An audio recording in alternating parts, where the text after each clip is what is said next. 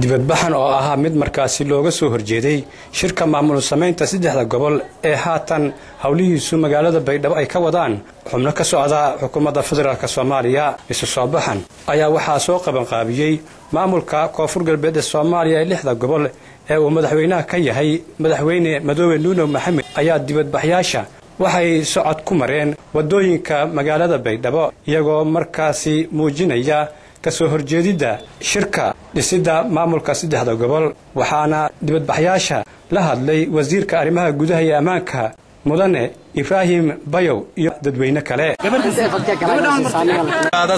dawlad kale dalku mamnuuqan dawlad kale mamnuuqan dalku Soomaali geeka yaba istaaqaadi warta mirdi hore badab langwaysinya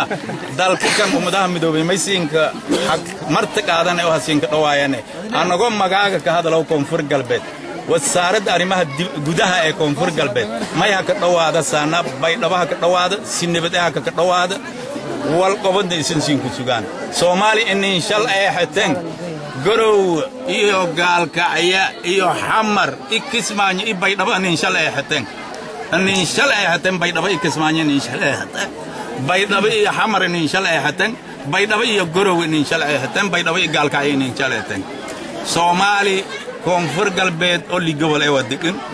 ma inta ka dhawaayana dadka una diriska ana awalnay lele oo Koonfur Galbeed sida dadka degow geda iyo sida dadka degow waama iyo dadka degow yaani jubbooyinka jubbada hoos iyo dadkun degow yaha ka dhawaayan ma yaha ka dhawaayana walaalayaal Soomaali talado hayd sisiyaana saydalkum wal qiibi Koonfur Galbeed sinta kaalantiya siin binawto tali itusaali kaleetin toosinga kaleetin diyaara siin leena aka dhawaada khaasatan wali salaamay Soomaali Koonfur Galbeed litugoba gobol aniga maamulku suubsadaan mahad wiin ya mahadsanyin boqolkiiba boqol anti ka taageersana mahad celiye laakiin wali siin sheegay Soomaaliya madaxdeena cadaalad ka shaqeeyaan haddii cadaalad ka shaqeeyaan dhulka cadaalad ka qeybay faray dhulkii oo horay la insha Allah yaa hata nuskala dhawe qof Allah in la siiyay hana say cadaaladnimada ma dawladnimada ma wadanka isin burburiyo haytaan isin ka dheerahaytaan an ka dheelan wadanka ma leeraayay dawladda sagaytin ma caalatin magaagin ku tabteen hodow dado ma inagadaasana dadka dhan kor lu ku haysado oo mucaarad ay badadaw dawlado kale asinka duulaan hoob isaga iska tooso hayta dawlad basan sharciyo basan wasiirada iyo maraa basan barnaamijka xuquuqan madaxweynaha dooradaan hoysan falaasan inaysan dumidan mudumaasataas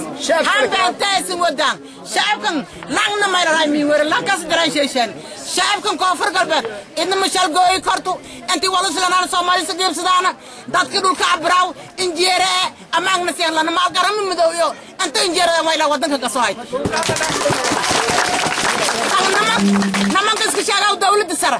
oo dawladda federaalka meeligeek iyo saxiyan barin ujeed kala ku sheegaw raana makiinun warkiiba madaraaro way weerarsan amaagna si haasan dishana honin ku gaadna dhibaato wadanka si abuurtaan way falaasana inay dhulka shal gooytaan dhibaato si abuurtaan si kastaba ha ahaatee ma aha markii ugu horeysay ee dibadbaxyo looga soo horjeedo maamul sameynta saddexda gobol ay ka dhacaan magaalada Baydhabo. Abshir Maxamed Nuur Mandela, Royal TV, Baydhabo.